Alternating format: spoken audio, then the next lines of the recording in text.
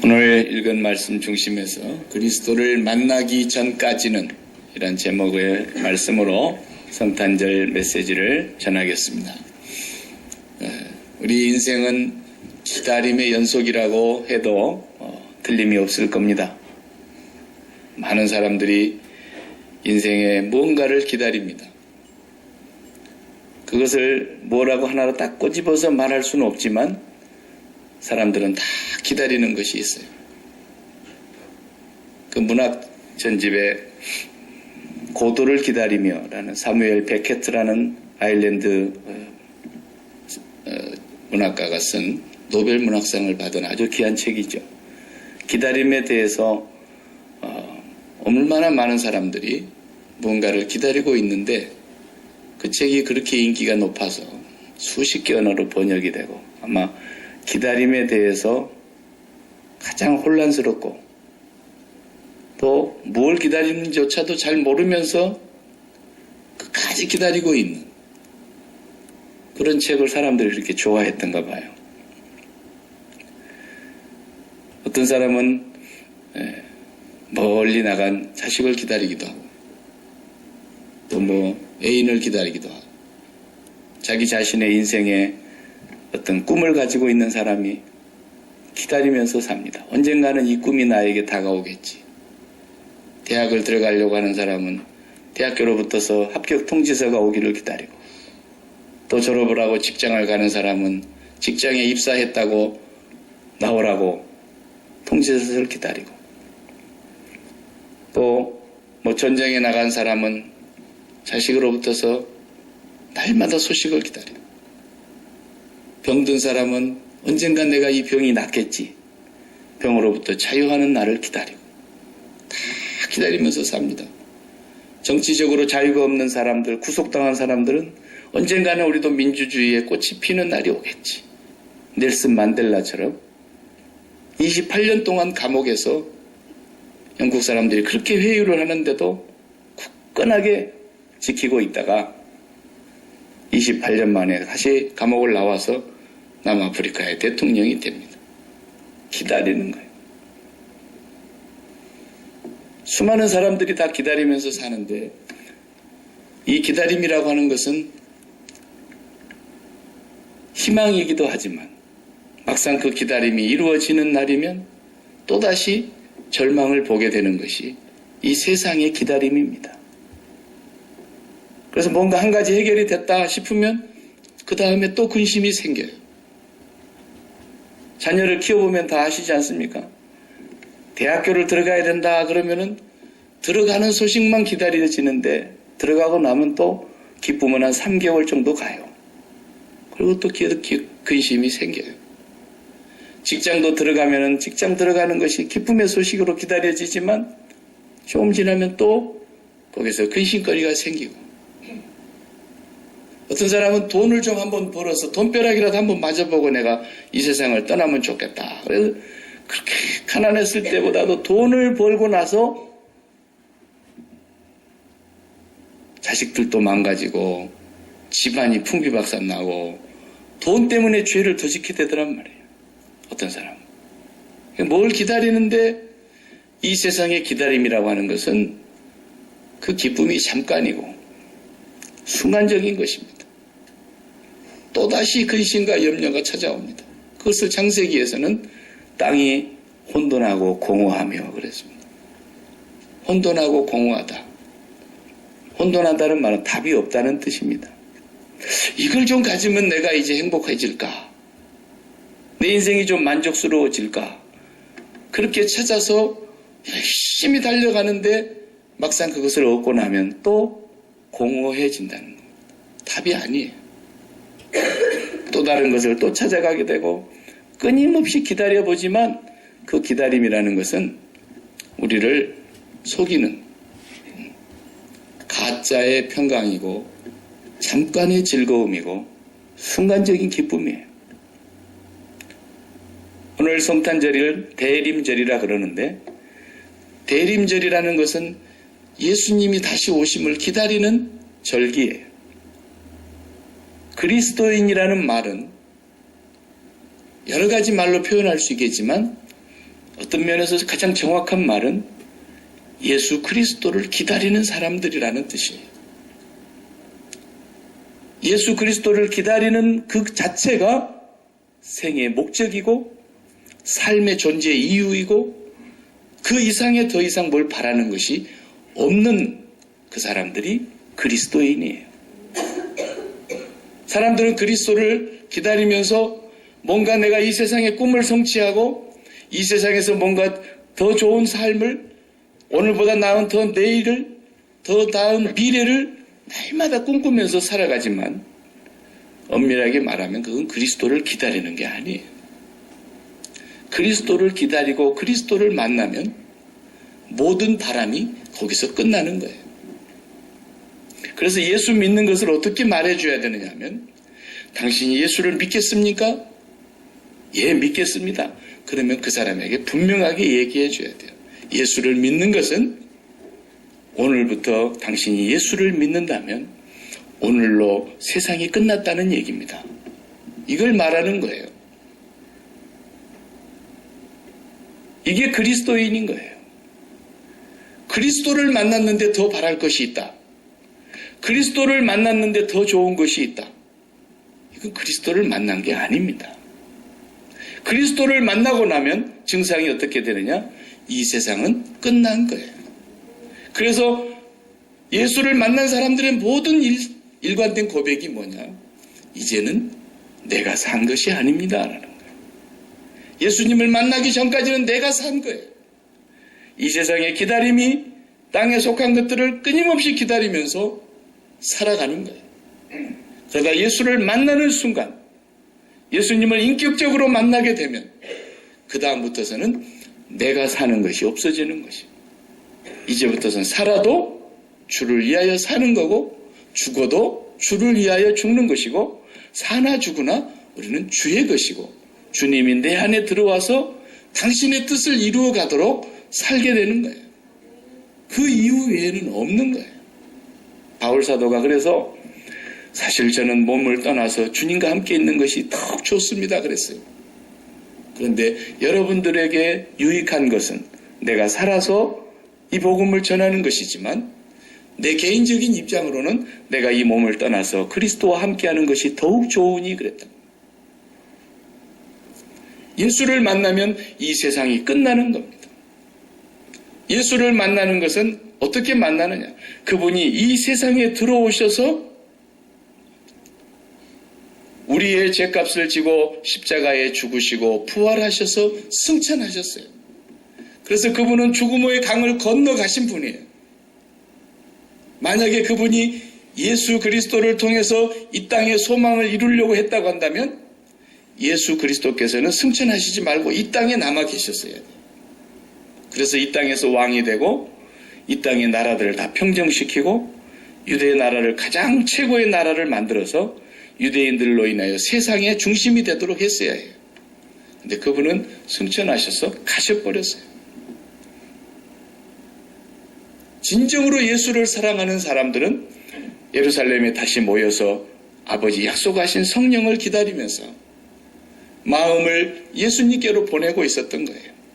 예수님이 가신 그곳에 내 사랑하는 가장 사랑하는 분이 올라가신 그곳으로 내 마음을 보내는 것. 그리고 기다리고 있는 그곳에 성령이 오셨고 성령이 오신 이후로부터서는 예수 믿는 모든 사람들이 자기의 삶이 없어진 거예요. 오늘 본문의 누가복음에 보면은 다른 복음서에 없는 예수님을 기다리는 두 사람의 인물을 소개하고 있어요. 예수님이 나셨던 그 당시에 두 사람이 여기 오늘 누가가 이분들을 여기에 기록을 하고 있는데 한 분은 시므온이라는 분이고 하나님께서 들으셨다라는 뜻의 이름을 가진 시므온, 그 다음에 하나는 은혜와 은총이라는 뜻을 가진 안나라고 하는 여자 선지자예요. 우리가 안나까지는 다 못 읽었는데 시므온이라는 분이 여기 소개가 되고 있어요. 연세가 많이 드신 분입니다.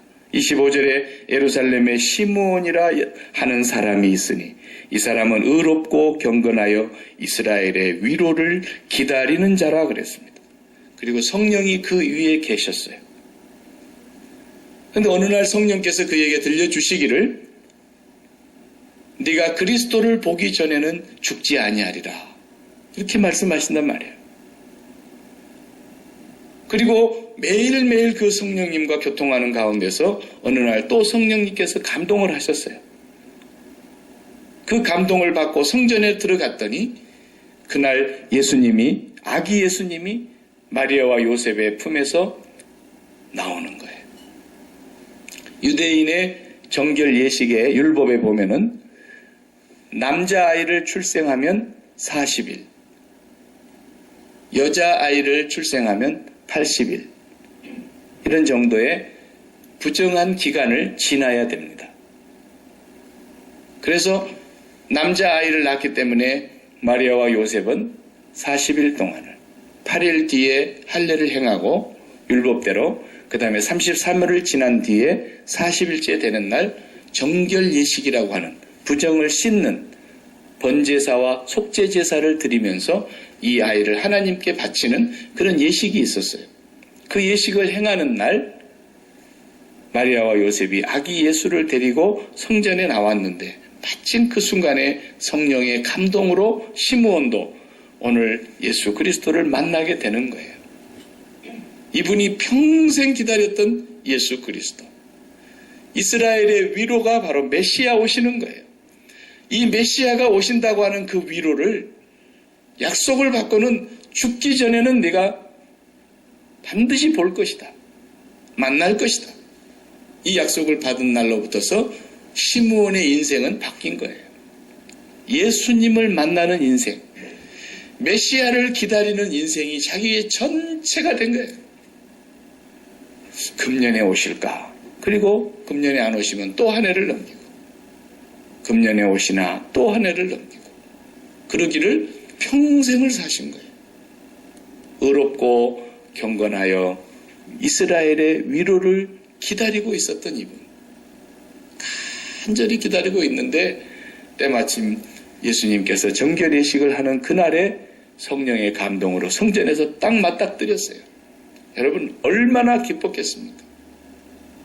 너무너무 기뻐서 이 아이를 안고 찬양을 합니다.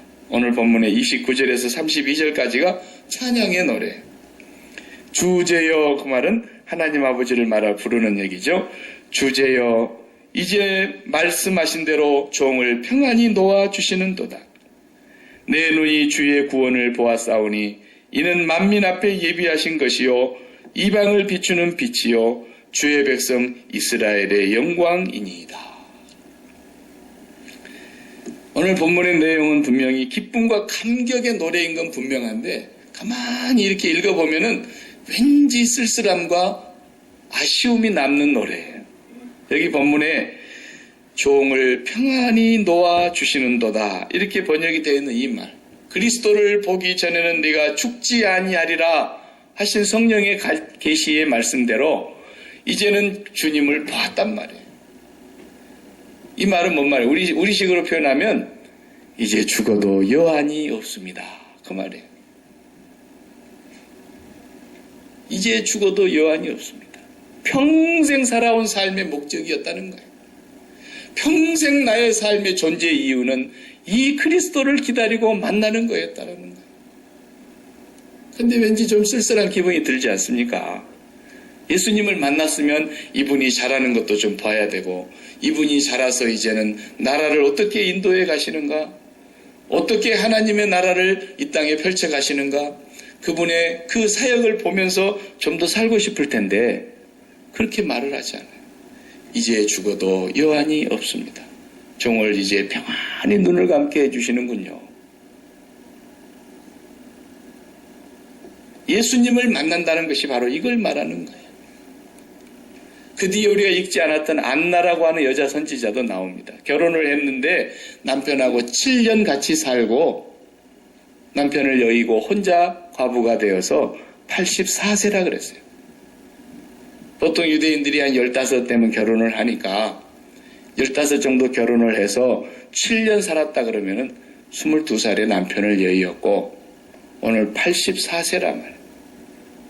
60여 년 동안 홀로 살면서 이분은 주야로 성전을 떠나지 아니하고 금식하며 기도하며 그리스도를 기다린 여인이었어요. 이 여인이 주님을 만나서 주의 구원을 보고 기뻐하며 찬양을 합니다. 이제 살 날이 얼마 안 남았어요. 예수를 믿고 예수를 기다리고 주님을 기다린다는 뜻은 주님을 만나면 더 이상 내가 바람이 없고 이제 죽어도 여한이 없습니다 라는 뜻이에요. 이후의 삶은 내가 알 바가 아니라고요. 주님이 어떻게 인도하실지를 몰라요. 고통의 길을 걸어가야 할지, 질병의 길을 걸어가야 할지, 성공의 길을 걸어가야 할지, 평안한 삶을 살아야 할지, 그건 주님이 결정하시는 거예요. 그건 우리의 소원이 될 수가 없어요. 이게 그리스도인 된다는 말이거든요.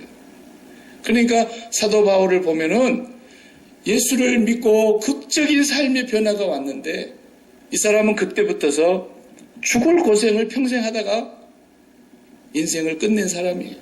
한 번도 자기 생을 살아보지를 못했어요. 이게 예수 믿는 삶이에요. 예수 믿는 삶은 분명한 거예요. 이런 사람만 예수님을 만난 것이지 그렇지 않고는 예수님 만난다는 건 다 거짓말이에요. 예수님을 만나면 내 삶이 없어지는 거예요. 그 다음부터서는. 예수님을 만나는 것으로 내 삶의 이유가 끝나버리는 거예요. 예수님을 만나는 것으로 내 존재의 이유가 다 끝난 거예요. 그리고 세상에 대해서는 끝나는 거예요. 그러니까 이 여인이, 이 시므온이 그렇게 노래를 하는 거예요. 나 주님하고 조금만 더 살게 해주세요가 아니에요. 내가 이제 주제여 종을 평안히 놓아주시는군요. 주님을 보는 그 순간 자기는 죽음을 생각하게 됐던 거예요. 실로 사람은 죽음을 경험할 때에 예수님을 만납니다. 평소에는 예수님을 잘 못 만나요. 그러다가 보면은요, 죽음이 눈앞에 다가와서 이제 의사 선생님으로부터서 어느 정도 준비를 하세요. 또 자기가 직감적으로 나는 이제 끝나는구나 이렇게 생각이 될 때에 그때의 주님을 만나는 분들이 참 많습니다. 우리 인생은 평생도록 일생을 다해서 매일매일 주님을 기다리고 만나는 삶이라고요. 그래서 저도 이제 임종이 가까우신 분들한테 가면은 꼭 십자가를 하나 들고 가요.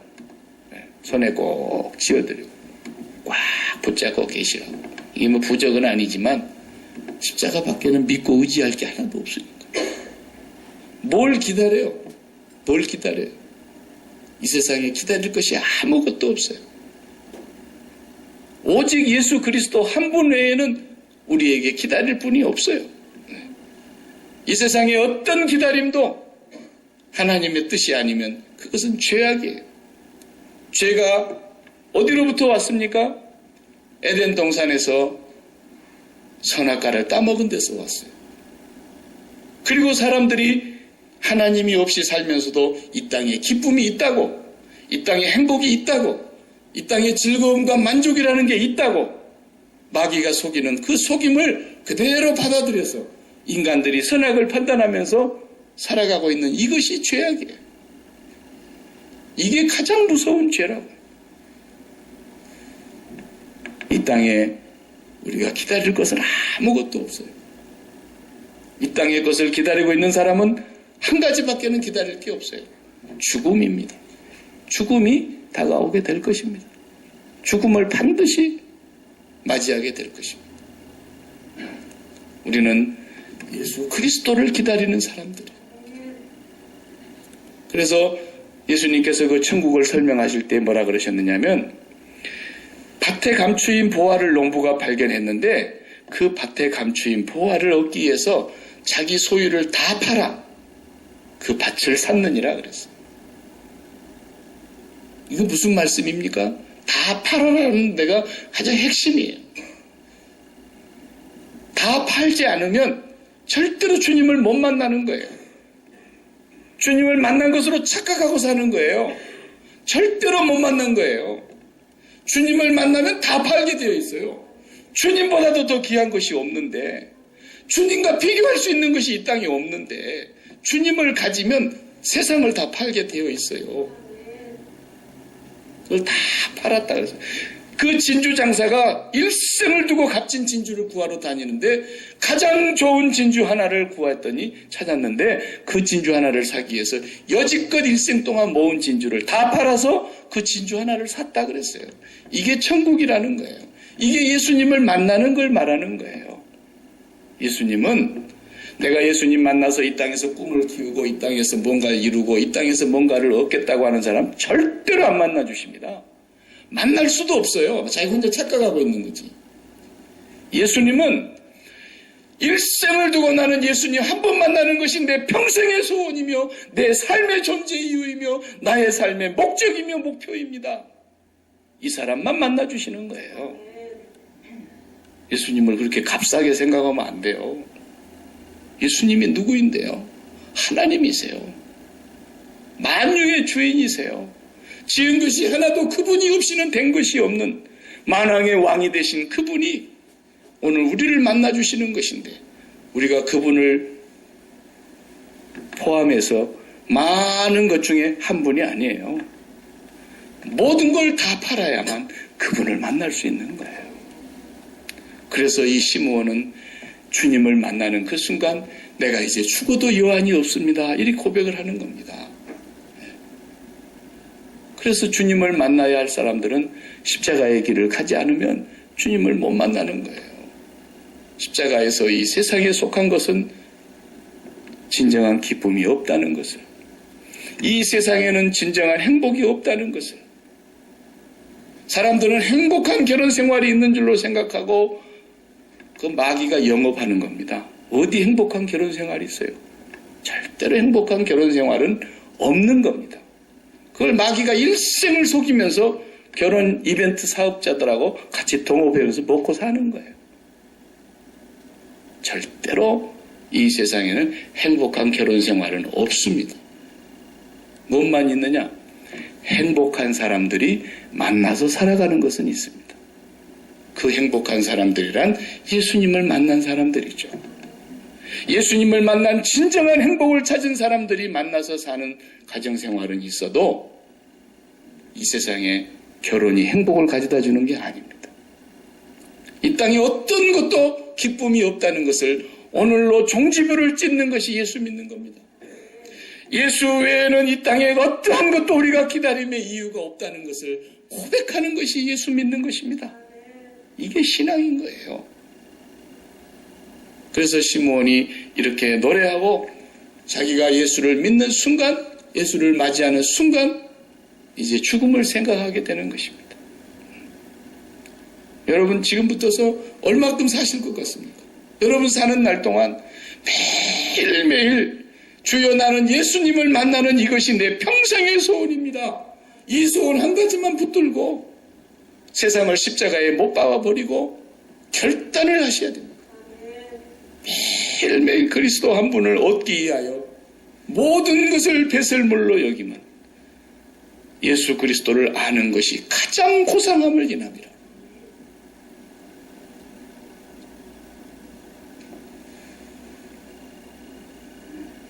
아브라함과 옆에 꼭 누가 달라붙어요? 롯이 달라붙죠. 창세기를 우리가 다 보았는데 아브라함 옆에 롯이 항상 붙어 다녔어요. 아브라함과 롯은 항상 비교가 돼요. 아브라함도요, 재산이 너무 많아가지고 식솔들이 너무 많아가지고 이분은 자기가 무슨 재산을 늘리려고 재산을 관리하는 사람이 아닌데도 빈손 들고 나온 사람인데 하나님께서 얼마나 많이 재산을 주니까 식솔들 중에 전쟁에 나갔던 사람만 318명을 데리고 나갔다 그랬어요. 그러니까 적어도 400명은 넘을 거 아닙니까? 전쟁을 다 나갈 수는 없으니까 양들을 돌봐야 될 사람 남겨두고 갔을 테니까.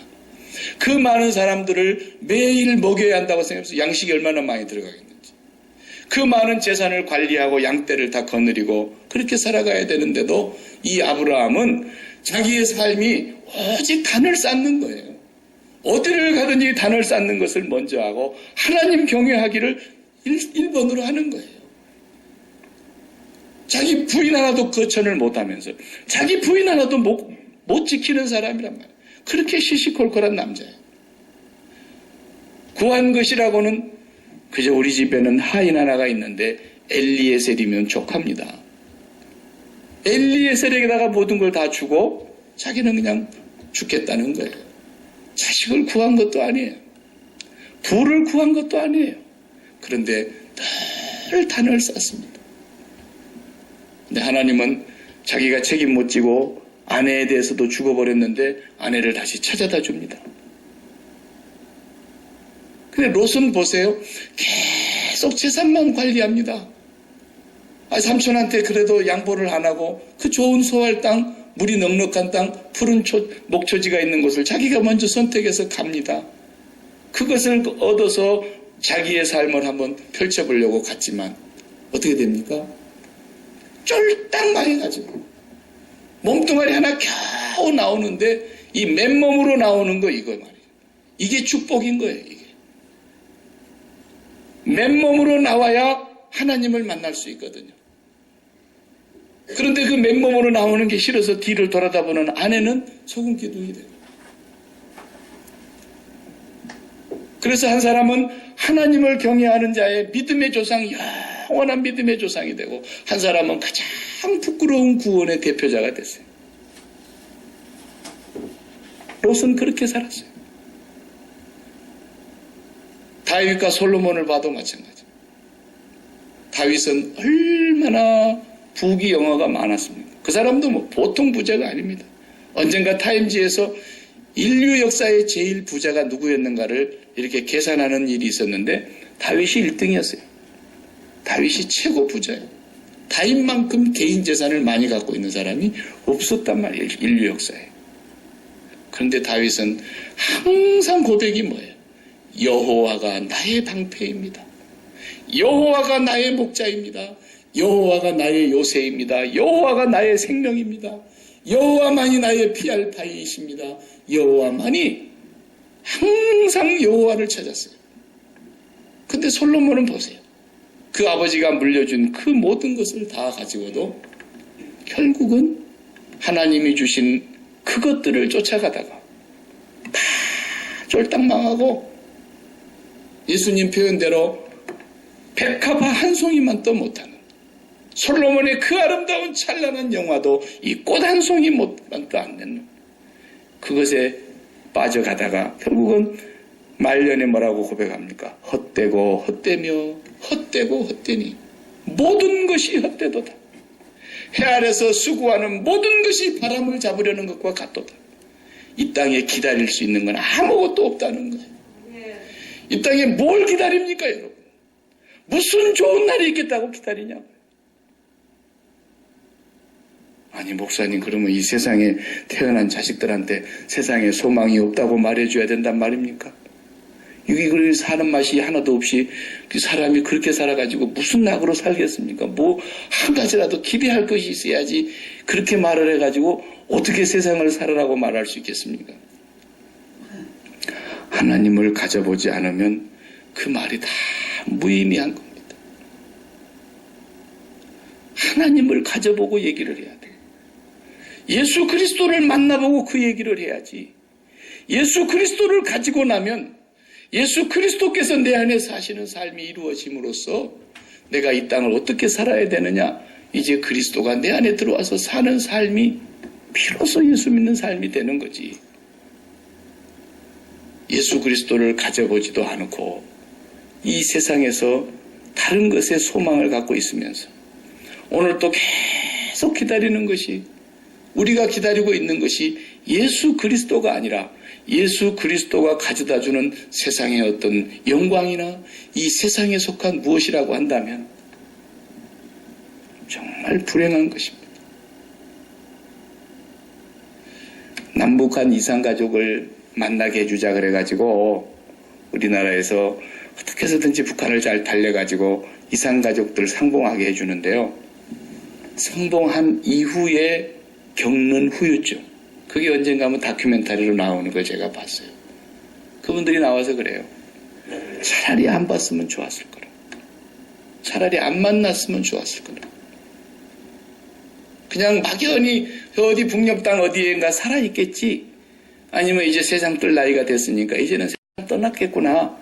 이러고 막연히 기다리고 있었을 때가 좋았는데, 그걸 보고 나니까, 그걸 보고 다시 생이별을 하는데, 이제 두 번 다시 못 만날 생이별을 하는데, 그 동토의 땅으로 돌아가는 혈육을 보니까 갔다 온 뒤로 그 후유증이 너무 심해서 잠을 못 이루고 음식 맛을 잃어버리고 살아도 사는 것이 아니라는 거예요. 그런데도 그걸 보고 싶은 거예요. 그렇게 기다리는 거예요. 언젠가 나는 만난 날이 있겠지. 그래도 그 기다림이 해결이 안 돼요. 그 만남이 행복을 보장해 줄 수가 없어요. 이 땅에 어떤 것도 우리가 기다릴 수 있는 것은 없고, 예수 그리스도 한 분을 기다리기 위해서 내 일생의 목표를 살고, 내 평생의 존재의 이유는 그리스도를 만나는 데 있습니다. 내가 주님을 만나지 않고는 눈을 감지 않겠습니다. 나는 주님을 만남으로써 그것이 성공이고, 내가 주님을 만남으로써 그것이 내 인생의 목표를 달성한 것이고, 내가 주님을 만남으로써 이 생에 더 이상의 바랄 것도 없고 더 이상의 성취할 것이 없는 주님을 만남이 나의 존재의 전부입니다. 이렇게 고백하고 날마다 기도하는 자를 주님은 만나주시는 거예요. 이게 시므온이었어요. 이게 안나였어요. 이것을 오늘 우리에게 가르쳐 주시려고 누가는 이 두 분을 예수님 탄생하신 사건에 삽입해서 이분들을 소개하고 있는 거예요. 여러분, 뭘 기다리십니까? 주님 한 분 분명히 기다리시고 변함없이 그분에게 여러분의 마음을 보내드리시고 여러분의 사랑을 그분에게 다 온전히 보내시면서 나는 이제 이 세상에 대해서는 죽은 사람입니다. 주님 한 분 만나는 것 외에는 더 소망이 없습니다. 이것을 날마다 고백하시면서 이 대림절에, 이 성탄절에 우리가 주님을 기다리는 사람들인 것을 다시 한번 확인하십시다. 기도하겠습니다.